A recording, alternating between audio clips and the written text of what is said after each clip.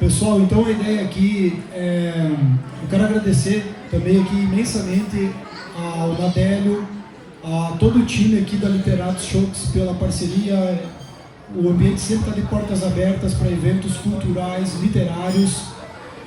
Então é uma alegria novamente estar aqui. E um abraço para o Nadélio, todo o time da Literatos aqui que faz a diferença no ambiente cultural de Juí.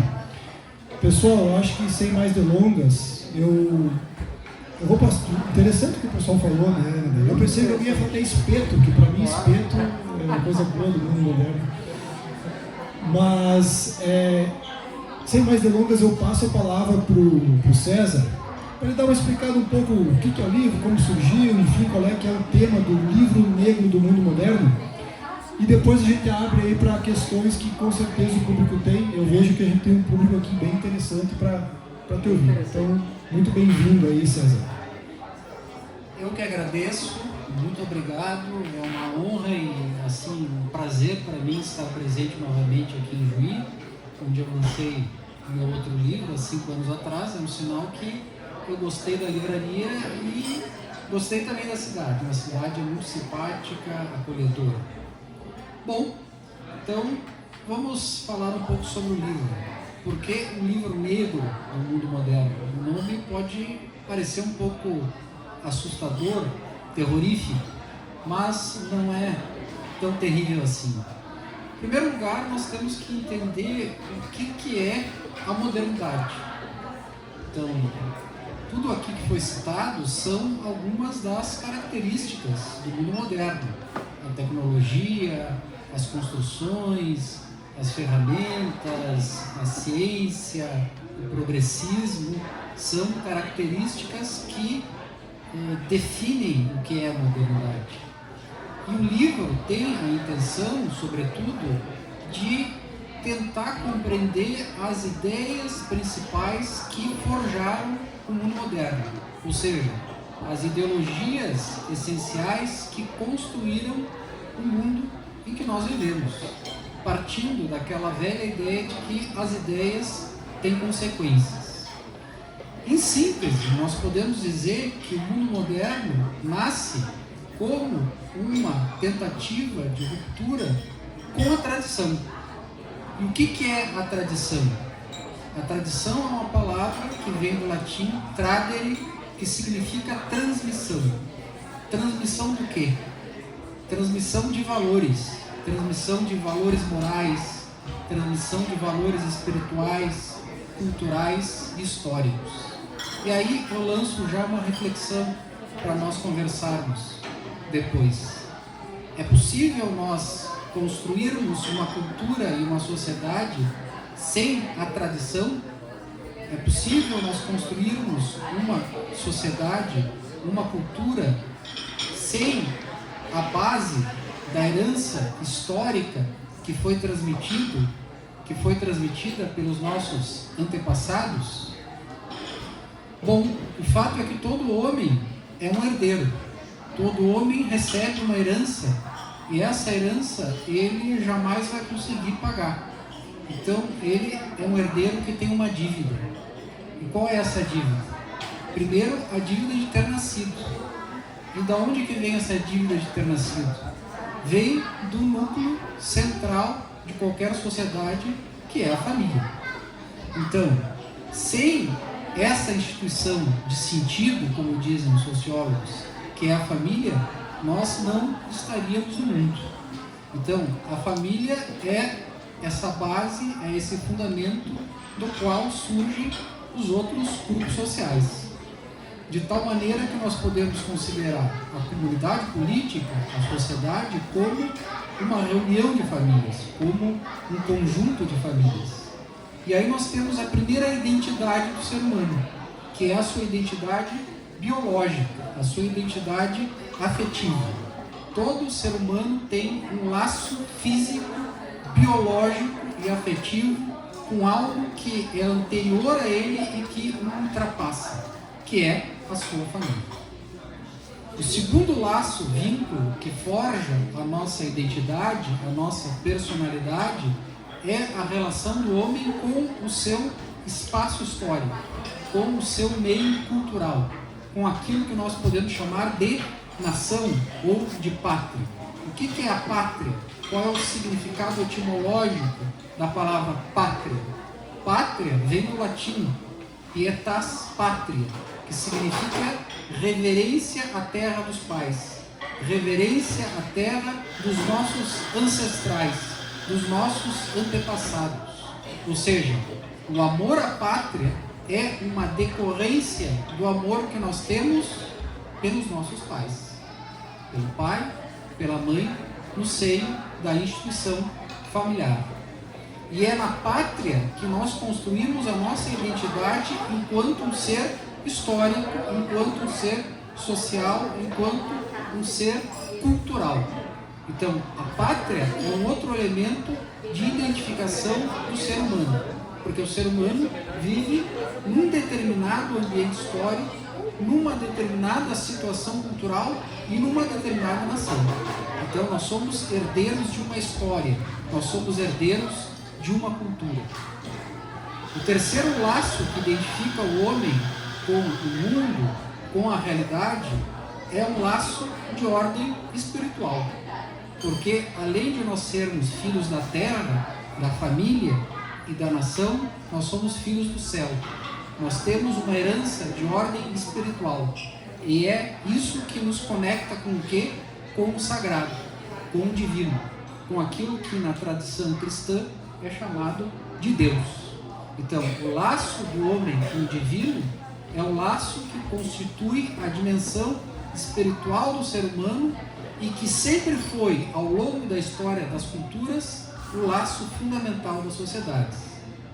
Como antropólogo, eu não posso deixar de dizer e lembrar que, ao longo da história, todas as culturas e sociedades foram constituídas com base em princípios transcendentes, com base em princípios metafísicos, isto é, com um fundamento religioso. E mais do que isso, todas as sociedades, elas seguiam, obedeciam uma lei, que nós podemos chamar de lei eterna, ou lei natural, de origem supra-humana.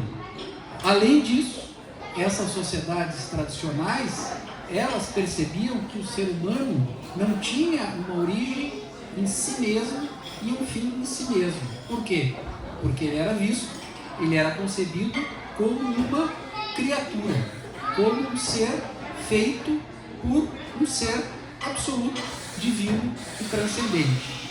E aqui nós temos 3 símbolos de transcendência, ou seja, 3 símbolos que indicam que o ser humano não se reduz a uma individualidade atomística, utilitária, de que ele vai além disso e que ele depende de estruturas que não estão apenas nele. E essas estruturas são o divino, a religião, portanto, a história, a cultura, a pátria e a identidade biológica, afetiva, familiar. Tire esses 3 elementos do ser humano e você verá o quê? Um zumbi e uma sociedade totalmente caótica, desordenada, que navega numa situação de incerteza e de inquietude. Então, em síntese, a modernidade representa uma tentativa de liberação do ser humano daquilo que o constitui, daquilo que é fundamental para a sua natureza, ou seja, a sua identidade biológica, a sua identidade histórica e a sua identidade divina.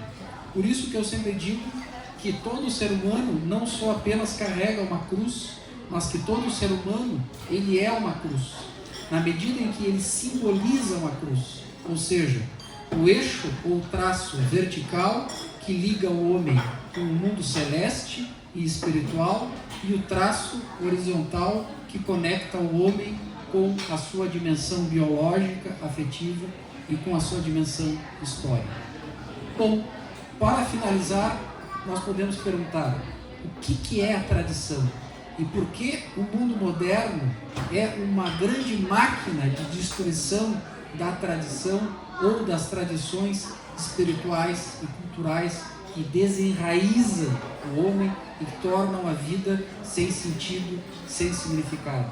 A tradição, na minha opinião, ela fica bem definida com um autor, na verdade, um músico, um compositor austro-húngaro chamado Gustav Mahler, que dizia o seguinte: a tradição não é o culto das cinzas, mas a preservação e a transmissão do fogo. Obrigado.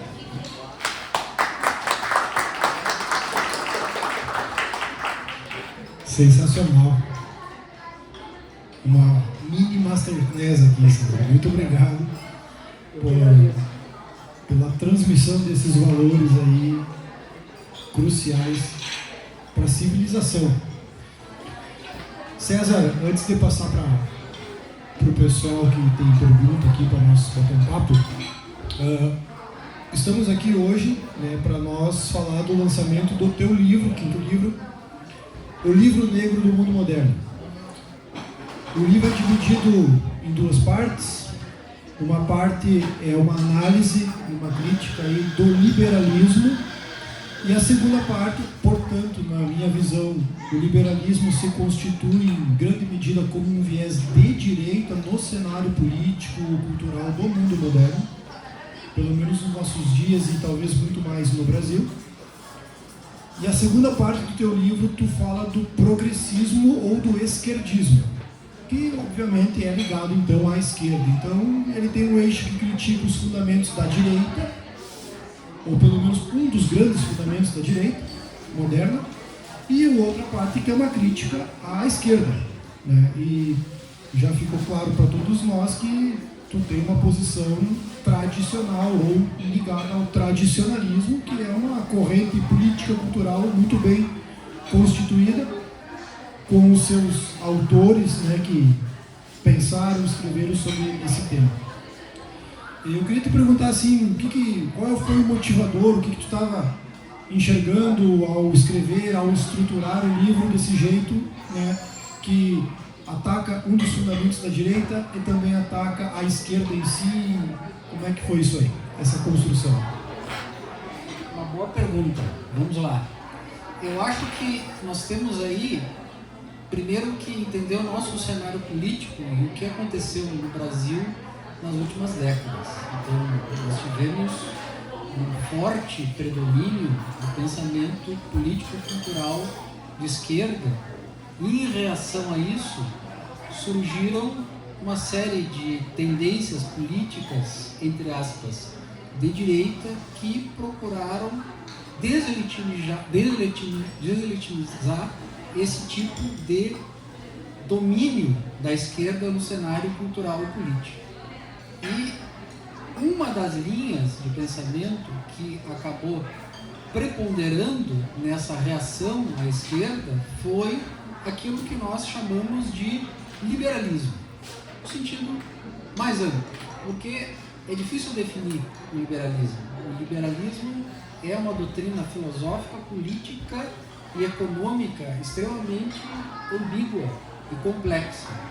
Mas no Brasil, principalmente via a chamada escola austríaca, Mises, Hofbauer, Hayek, nós tivemos então uma reação à hegemonia política da esquerda, mais propriamente ao chamado lulopetismo. Bom, o problema todo é o seguinte, é que do ponto de vista histórico, se nós traçarmos uma genealogia das ideias políticas, nós vamos perceber de cara que o liberalismo, ele na verdade é a direita da esquerda. Porque quando é que surge o liberalismo historicamente? Ele surge no século XVIII com a Revolução Francesa de 1789. E essa revolução foi uma revolução contra o mundo tradicional, contra o antigo regime, cujas figuras principais eram o monarca, o rei e a igreja.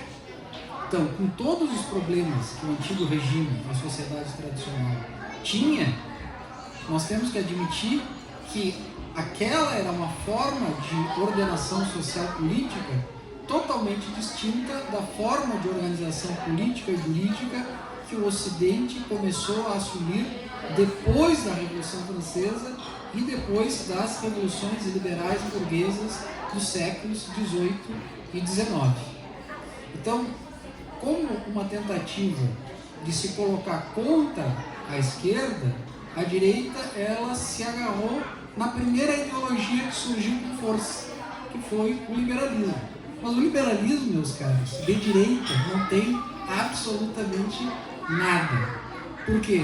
Porque o liberalismo ele é uma força política revolucionária. Revolucionária. Por quê? Porque o liberalismo se centra no indivíduo e no econômico. O liberalismo reduz a pessoa humana a um indivíduo utilitário e possessivo. E mais do que isso, faz do mercado e da economia o destino da humanidade. Enquanto que nós temos valores que transcendem o indivíduo e a economia. Eu citei alguns deles: a família, a religião, a cultura, a política, etc. O fato é que, do ponto de vista concreto, o liberalismo é também uma grande máquina de destruição das tradições. Por quê? Porque ele emancipa, liberta o indivíduo das normas e da sua dependência para com a sociedade, fazendo do indivíduo um átomo solto no mundo, certo? Então, o indivíduo ele se torna um homem puramente econômico, interessado em maximizar os seus lucros, o proveito, etc. e etc. Então, esse é um dos problemas do liberalismo. O outro problema do liberalismo é que o liberalismo ele não faz uma reflexão acerca do que é uma sociedade boa e de quais são os fins de uma sociedade. Ou seja, para o liberalismo não interessa a ideia do bem e do fim da sociedade. O que interessa é o lucro e os interesses individuais. De modo que tudo aquilo que tem a ver com os valores comunitários é simplesmente deixado de lado. Bom, a ideia de bem comum e de solidariedade social inexiste no liberalismo. O liberalismo só enxerga o indivíduo e a economia. Só enxerga o indivíduo movido pelos seus interesses egoístas. E aí eu pergunto para vocês, é possível fundar uma sociedade baseada unicamente em indivíduos interessados naquilo que diz respeito aos seus bens particulares? Ou nós temos que pensar uma sociedade fundada em valores partilhados, em valores comunitários e uma sociedade voltada à ideia do bem comum, né? Entendendo o bem comum como um bem que está acima do interesse egoístico dos indivíduos, certo? Bom, o liberalismo como crítica à esquerda e ao marxismo tem lá o seu valor, mas o liberalismo não tem força e não é um dique de resistência frente a essa avalanche de niilismo e de dissolução que nós estamos atravessando. Aliás, o liberalismo, como eu coloco no livro, é uma força desintegradora das tradições e uma força desintegradora dos laços sociais e comunitários e, portanto, colabora decisivamente para a destruição da comunidade política e para a destruição da ideia de bem comum. E aí é que está o nosso perigo. Aí é que está o grande perigo para uma sociedade que é unicamente fundada no indivíduo e nos interesses do mercado. Maravilha. Acho que aí ficou um panorama inicial aí para seguir adiante os estudos do livro. Tem gente que já leu o teu livro, tá? Nós estamos lançando o teu livro e tem gente aqui que já leu o livro muito bem lido. Pessoal, vamos bater um papo aí. Tem gente que tem pergunta de casa, pergunta que surgiu agora pro César. Guilherme,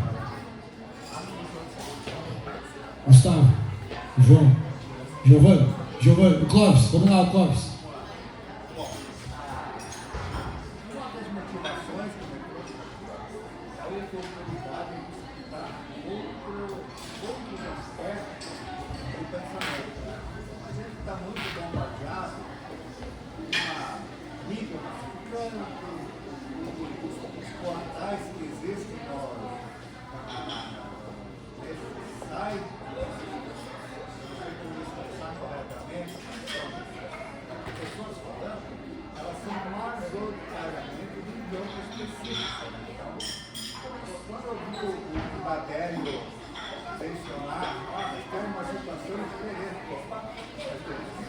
eu que conquistei que veio por aí. Eu fico muito feliz por isso. O que me traz também uma consideração dentro daquilo que o senhor estava falando, professor. Eu gostaria de perceber qual é o seu ponto de vista, da postura, no que diz respeito ao liberalismo e marxismo. O que existe entre eles que não são excludentes? E o que entre eles, as duas formas de pensamento, são excludentes? Eu não sei se estaria no hoje da conversa, se o senhor puder comentar. Excelente pergunta. Uma primeira nota de rodapé. Muita gente diz que o comunismo na União Soviética era uma forma de destruição da propriedade privada e da economia de mercado. Isso é uma grande meia-verdade propagada pelos liberais. Por quê? Porque o que nós tínhamos na União Soviética, no leste europeu, o que nós tínhamos de fato era um capitalismo de Estado, que mesclava elementos da economia de livre mercado com aspectos de uma economia dirigida e planificada. Então você tinha na União Soviética um capitalismo de Estado e você tinha no Ocidente, principalmente nos Estados Unidos e na Europa, um capitalismo privado, esse sim, baseado em tese na economia de livre mercado. Embora hoje existam historiadores e economistas que mostram que essa economia de livre mercado do Ocidente é mais um mito do que uma realidade. Por quê? Porque todas as grandes nações ocidentais, a começar pelos Estados Unidos e pela Inglaterra, que são, digamos assim, as forças de maior destaque no mundo capitalista, elas cresceram e se desenvolveram não com a economia de livre mercado, mas adotando medidas protecionistas, dirigistas e intervencionistas, e vendendo para o mundo a ilusão do livre comércio e do livre mercado para colonizar economicamente e culturalmente as nações pobres do terceiro mundo. Um outro ponto. Marxismo e liberalismo partem de uma visão econômica do homem e da sociedade, é o que se chama de homo economicus. Ou seja, o marxismo e o liberalismo reduzem o ser humano a um indivíduo que busca o quê? A produção, o trabalho e o rendimento econômico. É o que se chama de lógica econômica, é o imperativo econômico. O marxismo tem o nome de materialismo histórico dialético. E o liberalismo ele surge ligado à economia política. E a visão do homem como homem econômico, cuja pulsão principal, cujo motor essencial é o quê? O lucro. Ou seja, a maximização dos seus interesses. Então, nós podemos dizer que o marxismo é um materialismo coletivista. E o liberalismo é um materialismo individualista. Mas ambos partem de uma concepção econômica do homem, da história e do mundo. E ambos fazem do destino do homem na vida social um destino econômico. O fundamental é o mercado. O fundamental é o lucro. É o rendimento. São os interesses pessoais. É a tentativa sempre de crescer mais, de produzir mais, de render mais. É o que se chama de uma lógica do infinito, do crescimento indefinido, do progresso indefinido. E aí nós temos uma conexão do liberalismo com o progressismo, porque a ideia de progresso não nasce no campo marxista, mas nasce no campo liberal. Ou seja, a ideia de que as sociedades elas sempre evoluem e progridem do ponto de vista técnico, do ponto de vista material, do ponto de vista científico e moral. Essa é uma ideia que deita raízes no pensamento iluminista. E o pensamento iluminista é uma das bases da doutrina filosófica liberal, que posteriormente essa ideia do progresso como um dos mitos fundadores da modernidade, ela é adotada pelo pensamento marxista. A ideia de que a sociedade ela caminha rumo ao final da história, e esse final da história é o surgimento de uma sociedade igualitária comunista. E aí nós temos um outro ponto de afinidade com o liberalismo. O liberalismo também quer o final da história. Ora, Francis Fukuyama, na década de 90, se eu não me engano, escreveu um livro, O Fim da História em um Homem, que dizia o seguinte: não, com a derrota do comunismo e a vitória das democracias liberais e do livre mercado, acabou a história. E que com isso nós vamos atingir o paraíso na Terra, transformando as sociedades e o mundo inteiro num gigantesco mercado. Um gigantesco mercado, onde as coisas elas são todas transformadas em mercadoria. E aí eu vejo um perigo do liberalismo econômico ilimitado, a transformação de todas as coisas em valores mercantis, em valores utilitários, inclusive a natureza e o mundo. Vejamos a devastação do ambiente como símbolo disso. Sem fronteiras, porque o liberalismo vive o quê? Ele visa um mercado mundial globalizado. E o marxismo visa o quê? O internacionalismo. Então, ambos são cosmopolitas. Eles não estão interessados com a pátria. O Adam Smith, que é um dos fundadores do liberalismo econômico, ele dizia o seguinte: para o mercador, o importante não é a pátria, são os negócios. E ele tinha na mente a ideia de que o comércio por si só ia transformar o mundo num lugar mais pacífico. Mas depois do Adam Smith nós tivemos o quê? 2 guerras mundiais. Então esse maravilhoso mundo moderno é um mundo de 2 guerras mundiais, é um mundo do horror totalitário nazi-fascista, do comunismo, é o mundo dos colonialismos, dos imperialismos. Então, essa inovação tecnológica e esse progresso material e científico, ele também tem o seu preço, e esse preço ele é, às vezes, altíssimo. Sem fronteira, sem povos. Destruição dos povos, porque hoje, notem o seguinte: o liberalismo fala no direito dos indivíduos, e daí surge a ideologia dos direitos humanos, direito dos indivíduos. Mas não fala no direito dos povos, no direito das nações, no direito das culturas, no direito das civilizações.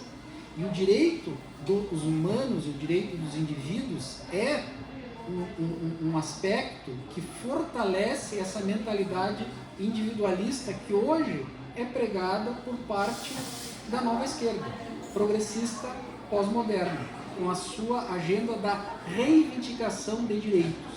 E essa proliferação absurda de direitos individuais e grupais.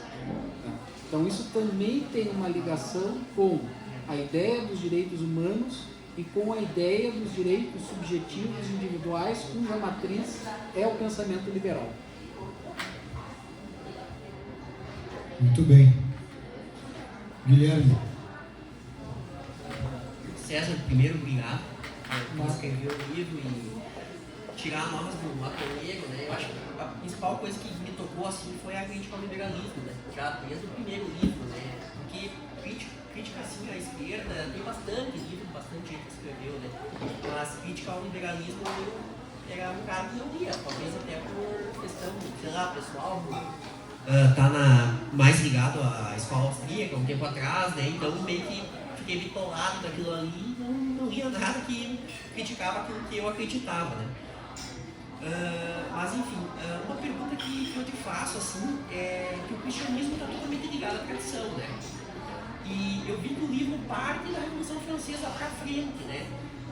E uma pergunta que eu tenho, que ficou assim, eu sempre tento buscar as respostas no livro, né? É sobre, antes disso, se a revolta protestante, se isso tem alguma influência no que vai acontecer depois e o que vai acontecendo agora, né? Se isso tem alguma influência sobre a tradição. Essa é a pergunta que eu tenho. Sim. Um marco histórico importante desse processo revolucionário que inaugura a modernidade vem antes da Renascença e vem antes da Reforma Protestante, que é a filosofia nominalista de um monge de Oxford, do século XIV, XV, se eu não me engano, chamado Guilherme de Ockham. Esse monge que defendia essa ideia do nominalismo, ele dizia o seguinte, que não existem os universais. O que são os universais? É tudo aquilo que não é individual, singular e concreto. Por exemplo, a ideia de sociedade é um universal. A ideia de nação é um universal. A ideia de cultura e religião, de língua, são universais. Tudo que é universal é do campo do abstrato e, portanto, está relacionado com a subjetividade humana e não possui substancialidade, não possui uma realidade objetiva. Tudo isso, dizia Guilherme de Ockham, não passam de nomes, são flatus voces, são nomes, são conceitos que nós damos a realidades puramente mentais que não existem. O que existe de verdade, materialmente, concretamente, é o indivíduo. E aí nós temos, então, o primeiro impulso para o individualismo moderno. Outro marco importante é o humanismo da Renascença, que desloca a centralidade de Deus para a centralidade do homem. Ou seja, nós temos a passagem de uma sociedade medieval teocêntrica, centrada no divino e na religião, para uma sociedade secular, antropocêntrica, centrada no humano, que posteriormente ela se intensifica com o liberalismo e com essa obsessão com o indivíduo. Agora notem o seguinte, muitos autores dizem que a noção de indivíduo tem uma origem religiosa cristã. Falso. O cristianismo não fala em indivíduo. O cristianismo fala em pessoa, persona, pessoa humana. E essa noção de pessoa, ela tem uma origem em discussões teológicas na Idade Média sobre a Santíssima Trindade e sobre a dupla natureza, a natureza humana e divina de Cristo. Certo? Então, tem uma origem teológica. Então, a noção de pessoa remete à ideia de um indivíduo concreto inserido em uma situação concreta, em uma cultura concreta, e não um indivíduo solto como um átomo que se reúne com os outros indivíduos e lá pelas tantas decide construir uma sociedade e fundar o Estado, o que é um absurdo, né? Você partir dessa premissa de que existe o indivíduo antes do Estado é uma premissa absolutamente errada do ponto de vista lógico e do ponto de vista sociológico. Por quê? Porque nós nascemos no seio de uma sociedade chamada família. E é preciso pelo menos duas pessoas para que nós estejamos no mundo. Tá? Então, antes do indivíduo é evidente que existe a sociedade. E que a nossa liberdade ela se projeta e se realiza materialmente no seio de uma cultura e de uma sociedade. E o que os liberais não percebem é que, claro, o liberalismo, ele defende a ideia de que a liberdade é um aspecto central da pessoa humana, ou melhor, do indivíduo. Mas essa liberdade, ela é efetiva e é exercida e é reconhecida a partir da existência de instituições sociais. Então, a liberdade, ela, em si mesma, é uma instituição social. E se a liberdade faz parte da natureza humana, nós não podemos esquecer com os clássicos, como Aristóteles e Platão, que o homem é também um animal comunitário. Então, a dimensão da sociabilidade humana, ela precisa ser destacada quando nós pensamos numa visão integral do que é a criatura humana.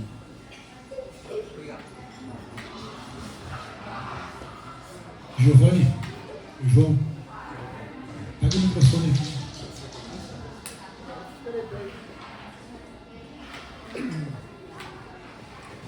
César, obrigado por mais uma vez estar aqui. Eu tenho 2 comentários. O primeiro é para ver se eu fiz certo uma síntese. Quando tu fala que a liberdade não pode ser um valor por si só, tu tá querendo dizer mais ou menos assim, que se eu disser que a minha liberdade acaba onde começa o espaço do outro, significa que então a liberdade não é um valor, mas é essa cultura, esse valor que define que o outro tem o seu espaço. Então, são esses valores que devem ser mencionados, e não a liberdade, porque a liberdade em si não é sem esse contexto histórico, cultural que define. Então, é mais ou menos essa uma síntese. É boa essa síntese?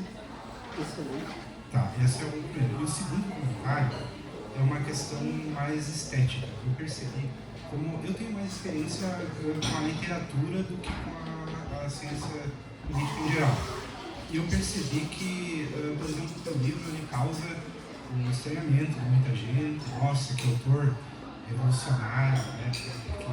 Que paradoxo, né? Que autor chocante, que causa essa estranheza, né? Mas, ao mesmo tempo, o teu livro, eu posso dizer que é uma união, assim, do 1984 com o Admirável Mundo Novo. Que são livros que, às vezes, uma pessoa que está torcendo o nariz para o teu livro vai tirar uma foto dizendo que, olha como eu sou intelectual, né? Porque o Admirável Mundo Novo tem uma crítica ao liberalismo em geral, não parte do teu ponto de vista, mas as críticas são praticamente as mesmas, as conclusões, inclusive tem uma questão religiosa, né? Bom, quem leu, sabe, no final, que é o confronto do protagonista com o comandante lá, que eles falam sobre Deus, e o cara fala, não, porque Deus é a certeza, eu não quero incerteza. E também sobre a questão da tradição, que o protagonista, que é o John, se não me engano, vai morar com os selvagens para descobrir a tradição, Shakespeare, essas coisas. Então é um comentário mais ou menos que eu percebi que como a sociedade brasileira é muito estética, que se assusta ou se apaixona por uma primeira impressão, né? Me pareceu que as ideias é mais ou menos aquilo ali. Daí tu comentar algo sobre isso. César, o revolucionário é bom demais, cara. Que bom que do mundo atual nós temos muito pouco o que conservar. Bom, muito interessante as tuas colocações, Giovanni. Só fazendo um breve comentário sobre a liberdade. A liberdade em si só, ela é o quê? Ela é um movimento. Então nós temos que nos perguntar, liberdade para quê? Liberdade em que direção?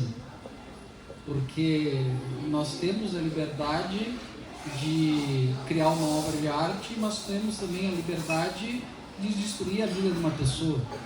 Então, às vezes eu fico curioso, né, com esses doutrinários liberais que erguem bandeiras, né, falando sobre a liberdade e se esquece que essas bandeiras da liberdade elas precisam ser situadas e compreendidas. Liberdade para quê? Liberdade para consumir até você se autodestruir, liberdade para usar drogas, liberdade para abortar, liberdade para a eutanásia, para o suicídio assistido. Então, essas são liberdades autodestrutivas e que acabam também contribuindo para a destruição da comunidade. O problema da liberdade liberal é que a liberdade liberal é uma liberdade negativa. O que é a liberdade negativa? É uma liberdade sem critérios, sem regras, ou melhor, é uma liberdade cujo único critério é a liberdade, ou seja, não ter critérios. Não é uma liberdade direcionada para um bem, para um telos, para um fim, para uma meta. Então, os antigos diziam o seguinte: O homem tem a capacidade de conhecer o bem e de agir em direção ao bem. Os liberais modernos não se preocupam com o bem, eles se preocupam com a liberdade e, sobretudo, com a liberdade individual. Bom, isso é uma coisa. Outra pergunta era sobre a sociedade brasileira é estética. O Mário Vieira de Mello, cientista político, dizia que a cultura brasileira é uma cultura esteticista, ou seja, que se deslumbra com as aparências. E eu acho que um pouco essa sedução com os Estados Unidos, com o liberalismo, com o capitalismo, com o consumo, tem a ver com esse culto das aparências, com essa valorização, às vezes, extrema da fama, do prestígio, da riqueza. Então, nós vivemos uma sociedade que não valoriza aquilo que é simples, aquilo que é frugal, aquilo que é, digamos assim, algo que tem a ver com a nossa vida do dia a dia, como um encontro em família, um almoço, uma janta, uma conversa. Nós precisamos de coisas que tenham assim um brilho, né? Uma força de aparência. E é uma sociedade baseada no ter e não no ser. Então, essa cultura esteticista é uma cultura que tem muita dificuldade de lidar com a ética, e principalmente com a ética da responsabilidade, com a ética do dever. Então, hoje se fala muito em direitos individuais. De onde que vem isso? Do liberalismo. Hoje se fala muito sobre direitos humanos. De onde que vem isso? Do liberalismo. Então, direitos para cá, direitos para lá, proliferação de direitos. Mas não se fala de obrigações e deveres. Então, ao invés de uma ética dos direitos e do indivíduo, nós temos que pensar numa ética da responsabilidade. A nossa responsabilidade em relação a nós mesmos, na nossa responsabilidade em relação à natureza, ao mundo, e em relação à sociedade e em relação às futuras gerações. Então, esse princípio da responsabilidade, que é defendida por um filósofo alemão, Van Jonas, eu acho que é uma ideia que nós precisamos começar a pensar, porque a vida das próximas gerações é que está em risco. Nós não podemos, em nome do futuro, digamos assim, de abundância, simplesmente renegar o nosso compromisso com o passado, o nosso compromisso com o presente. Então, essa ideia de responsabilidade moral individual e coletiva e de restauração do senso da solidariedade social e do bem comum acima dos interesses pessoais e individuais são ideias que precisam ser pensadas na sociedade brasileira, que me parecem que ficaram evidentes quando dessa tragédia no Rio Grande do Sul, onde nós vimos nascer de uma maneira espontânea uma corrente de cooperação e de solidariedade simplesmente magistral dela. Isso precisa ser recuperado, isso precisa ser incentivado. Não só falar em mercado, lucro, propriedade e interesses individuais, mas falar também no humano, no bem comum, naquilo que é de todos, naquilo que diz respeito à nossa comunidade, à nossa história, ao nosso passado, à nossa herança, que é aquilo que, enfim, nos constitui enquanto sujeitos. João, por favor. Primeiramente, obrigado, Ciane, novamente. Eu queria dizer que eu, pensando hoje, fui agraciado por Deus por não ter entrado nesse mundo do liberalismo e nem do esquerdismo, digamos assim, logo no início da minha jornada. Não é uma jornada, mas eu comecei a estudar literatos assim, conheci o Giovanni, conheci o Lucas, e então eu já não entrei nesse mundo totalmente, né, do liberalismo, digamos assim, muito menos do esquerdismo, né? Aqui tem muito mérito disso aqui, que é o Lucas, né? Então, queria perguntar a respeito economicamente falando, né? Não cheguei a ler o livro ainda, que eu peguei hoje, mas li o da direita moderna e direita tradicional, e ali que eu vi novamente que eu fui agraciado por Deus por não ter entrado nesse mundo. Eu queria te perguntar, César, qual sistema econômico assim chega mais perto da tradição? E quando eu falo tradição, a gente tem em mente a Igreja Católica, né? Já li superficialmente sobre o distributismo, né, do Chesterton, mas eu acredito que tem outros, além disso, chega mais perto da tradição.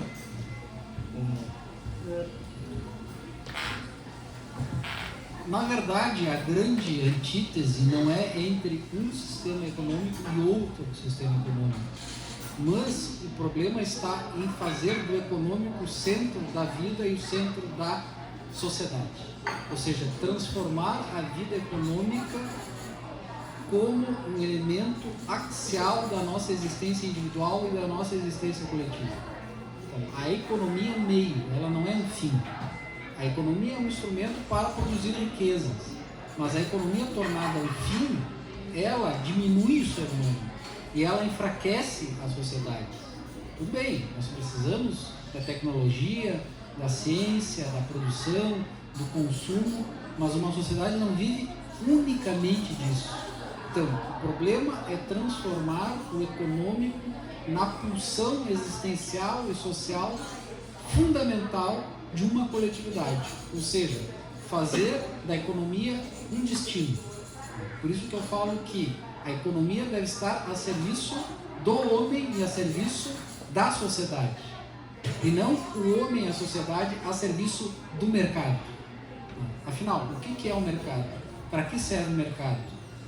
Para gerar cada vez mais produtos, mercadorias, ou para facilitar materialmente a nossa existência?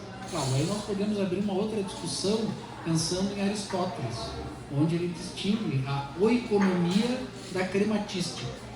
Então, a palavra economia, ela vem de oikonomia, que significa a gestão da casa, o cuidado e administração da casa, tendo em vista a prosperidade e a satisfação das necessidades.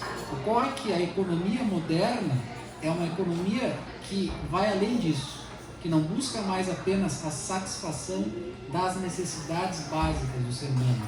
É uma economia baseada no quê?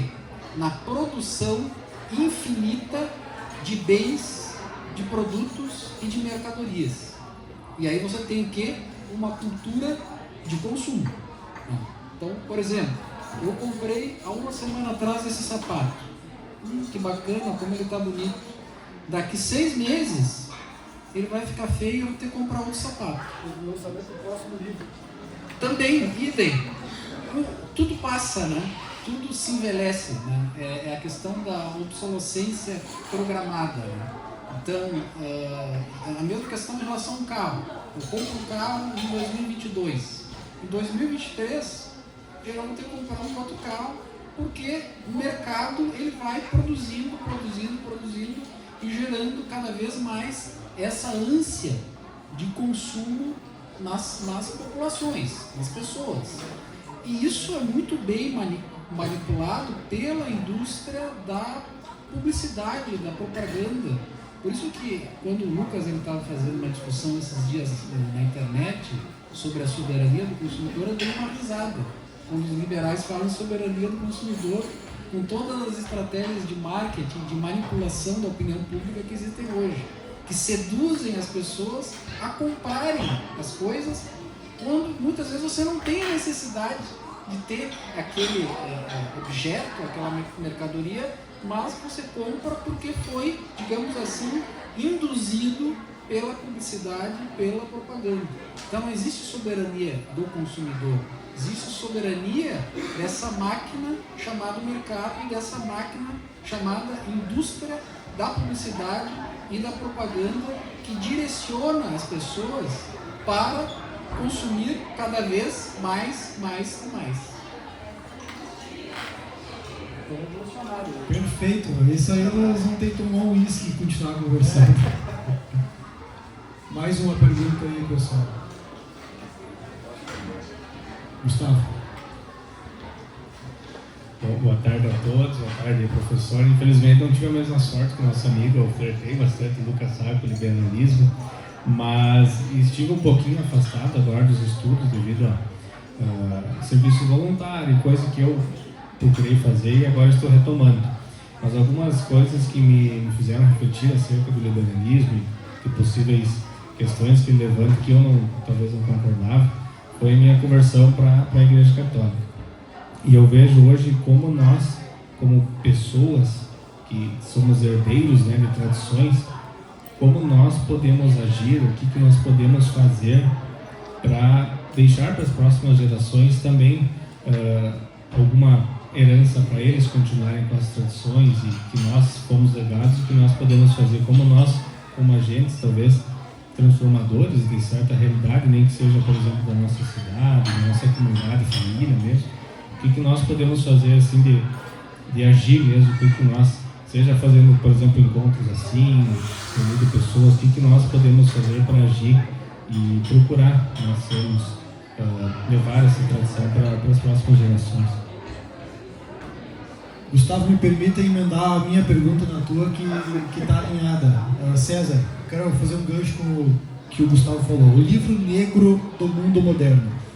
De cara a gente vê que aqui o livro vai nos trazer uma crítica ao mundo moderno. E eu li o livro, li outros livros teus, conheço bem a tua produção intelectual e enquanto pensador, que eu te considero, e eu falo isso publicamente, sempre falei, o maior pensador político de direita no Brasil da atualidade. Não é generosidade nada, é realmente porque eu conheço o pensamento político da direita brasileira há muitos anos e eu digo isso categoricamente. O mundo moderno em crise, bom, tem toda uma literatura sobre a crise do mundo moderno, a decadência do mundo moderno, que começou nos anos 20, há 100 anos atrás começaram autores aí a já vislumbrar, identificar todo esse processo. Teu livro, na minha opinião, entra nessa tradição. Tem muitos pensadores que escrevem sobre isso, então é uma coisa muito boa de ver você contribuindo, dando mais um passo nessa contribuição. Mas muito bem, se o mundo moderno está em crise, se o liberalismo é um aspecto dessa doença humana grave, o esquerdismo nem se fala, é a degradação da degradação pública, né? Eles propagandeiam que são degradados. A esperança, o que podemos fazer, no sentido, então, me conectando com a questão do Gustavo, qual é o caminho? É a desesperança, a resignação? Ou existe uma saída? Que direção tu nos daria para nós, réis mortais aqui? É difícil manter a esperança em ruínas, mas nós jamais devemos perder a esperança. Dizia um escritor francês, que eu gosto muito, Gustave Thibon, que nós devemos esperar para além de toda a esperança. Ou seja, cabe a nós, o nosso posto, dentro, né, do nosso limite de ação, resistir firmemente, resistir bravamente. Porque o que acontece hoje é um processo de desintegração que tem origem histórica já há séculos. Então as pessoas costumam falar de crises setoriais, né? Ou seja, a crise econômica de 2008, a crise social do desemprego e da estagnação do desenvolvimento e crescimento industrial no Brasil nos últimos tempos, a desigualdade social, a crise da cultura, a crise dos valores. Mas todas essas crises, elas se relacionam e se interconectam com uma crise maior, que é uma crise de fundo espiritual, que é uma crise metafísica. Ou seja, é uma crise que está ligada a esse distanciamento do homem e das sociedades da sua origem transcendente, da sua origem espiritual. Então esse é o ponto chave da questão. Eu acho que o que nós podemos fazer?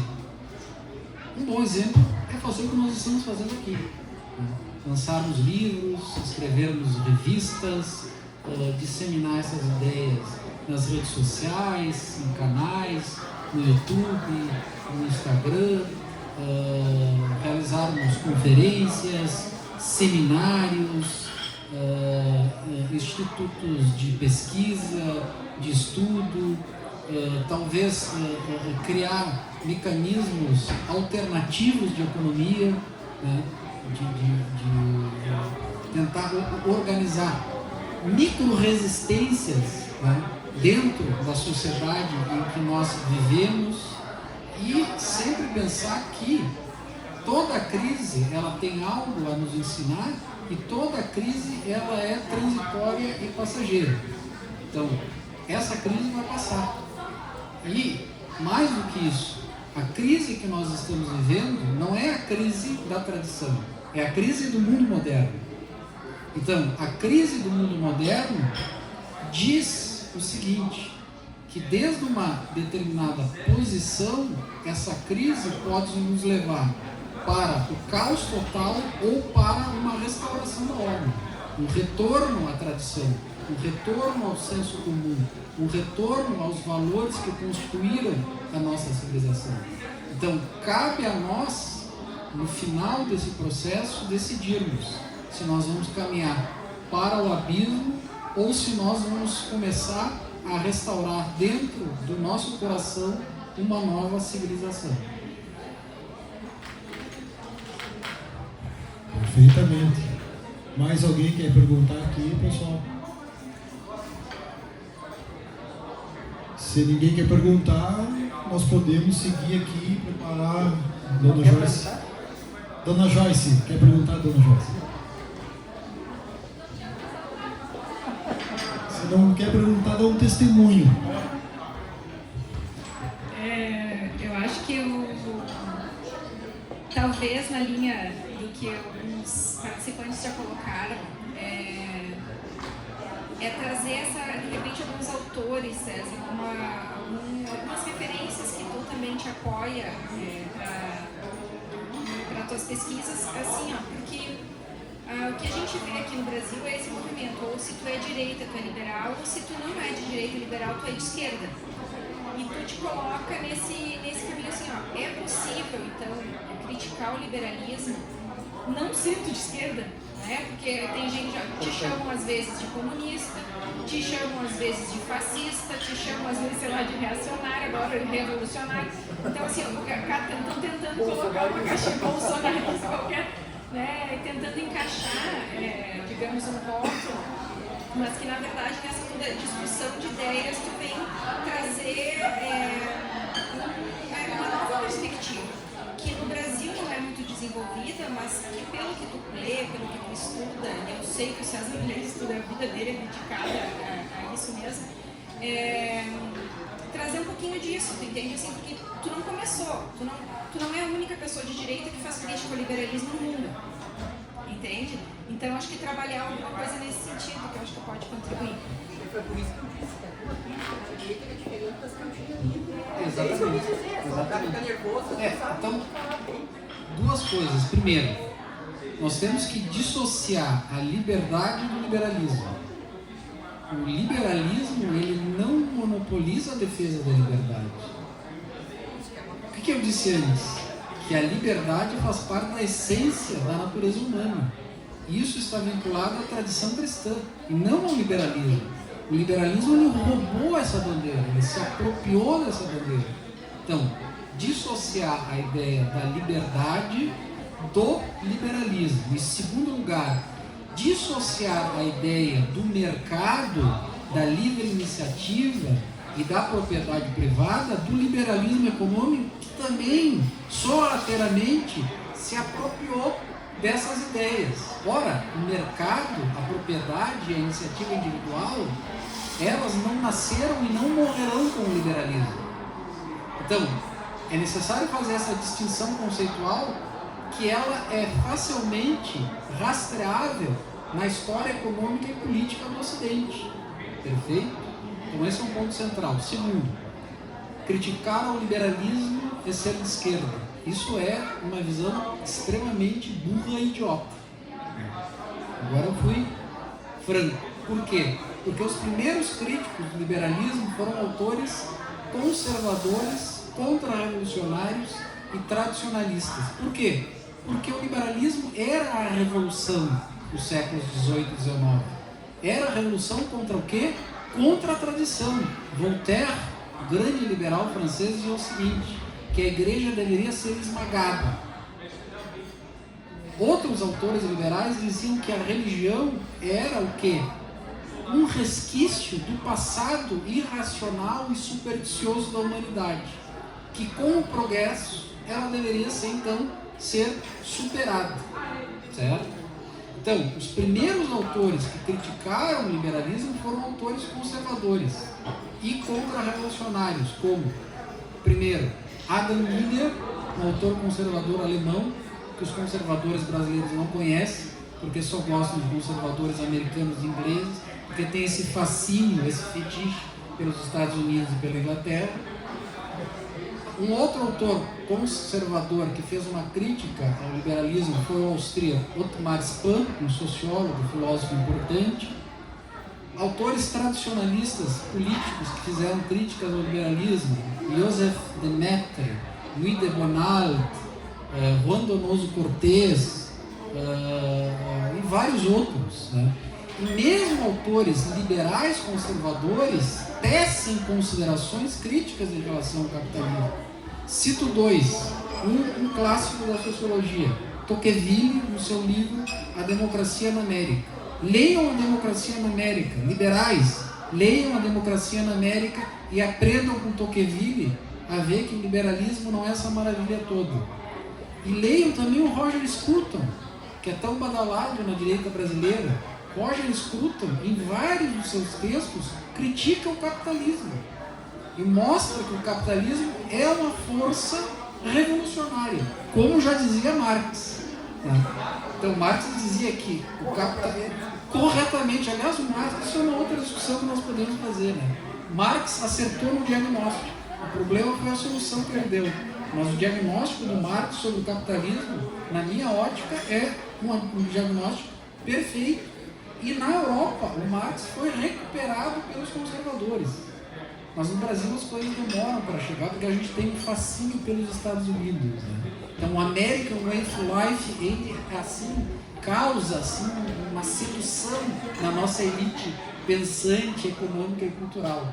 Então nós temos que nos livrar também desse complexo de vira-lata, de inferioridade, de achar que os Estados Unidos é o exemplo e modelo de tudo, quando não é. Nós sabemos muito bem que os Estados Unidos foi uma sociedade que, por exemplo, teve o racismo, o apartheid contra os negros até as décadas de 60 e 70 e que, por meio do imperialismo, do colonialismo econômico e cultural, destruiu várias nações e várias culturas. Então, os americanos não são tão bonzinhos assim. Mais alguém? Perguntas ao César?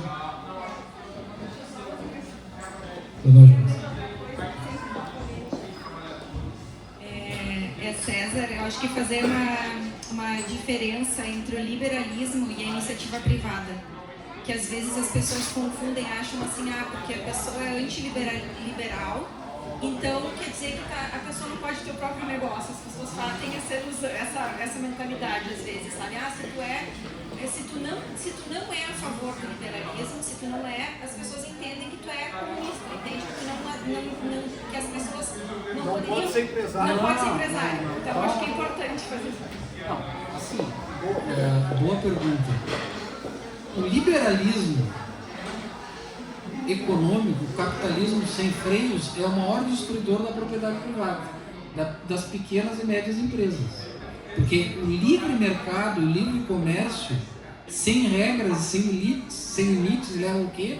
A formação de cartéis, trustes, monopólios ou oligopólios. Mas é óbvio, se você não colocar regras ao mercado, você vai ter monopólios. Por exemplo, como agora eu soube, a Companhia das Letras. Então, sem limitações e regras, o mercado se torna uma máquina que vai fazendo com que os mais fortes esmaguem os mais fracos. Em segundo lugar, o mercado e a empresa e a iniciativa individual são realidades anteriores ao liberalismo. O problema foi que os liberais se instrumentalizaram dessas ideias, ou seja, fizeram dessas ideias uma bandeira de luta e disseram o seguinte: nós somos os defensores do mercado, da livre iniciativa e da propriedade privada. Não, calma lá, isso nem sempre foi assim. Isso é assim no Brasil de um tempo para cá. Mas é preciso entender que esses princípios também, e aí vai o meu lado crítico, não podem ser absolutizados. Uma sociedade, ela não se mantém em pé apenas por meio do direito formal abstrato e por meio do mercado. Ela precisa de instituições, de valores, de princípios, de relações sociais de confiança e ter sempre esse horizonte da comunidade, do bem comum e da solidariedade. Como eu disse lá no início, o homem é um animal político, porque é um animal comunitário, porque ele depende da sociedade e depende das instituições sociais. E é na sociedade e é com a ajuda das instituições sociais que nós desenvolvemos as nossas potencialidades, atualizando as nossas virtudes. E de onde vêm as virtudes? As virtudes vêm do indivíduo sozinho? Não, as virtudes estão na cultura e são transmitidas por meio do processo de educação. Então a educação é o meio que o homem ele tem acesso ao mundo da cultura e consegue interiorizar a civilização. E a educação e a cultura também são instituições sociais, que não dependem unicamente da vontade dos indivíduos, certo? Então, existem realidades que são anteriores aos indivíduos e que ultrapassam os indivíduos e que são necessárias para a construção do sujeito, do ser humano. Muito bom, César. Eu acho que, não tendo mais perguntas, a gente já está com 1 hora e pouco de conversa. A gente dá por encerrado a exposição. Fica agora o momento de autógrafo. O pessoal quer tirar foto aqui com o César, vou aproveitar. E, novamente, César, agradeço. Sim, nós agradecemos imensamente a tua escolha de voltar a Ijuí para fazer o lançamento de mais um livro teu. Para nós, assim, é um privilégio ter um intelectual, um pensador da altura tua, nos visitando, fazendo evento aqui. Então, muito obrigado mesmo. É um prazer e um privilégio, uma honra. E eu também quero agradecer ao Nadélio, novamente, e toda a equipe da Literatos por esse ambiente, por sempre acolher eventos de lançamento de livro, culturais. Então, novamente, obrigado, Nadélio, por essa parceria aí. E eu passo a palavra para o César dar o seu palavra final. Bom, eu queria agradecer a presença dos conhecidos, dos amigos, que tiveram a paciência de me escutar, e agradecer em especial ao Nadélio por ter cedido esse espaço e pela sua simpatia, a sua acolhida, né? Então, realmente aqui a gente se sente em casa, é um ambiente maravilhoso e parabéns, obrigado pela presença de vocês.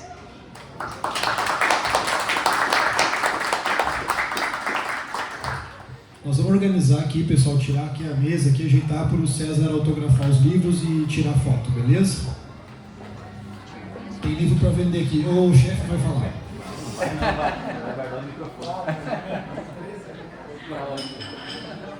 César, tu quer ficar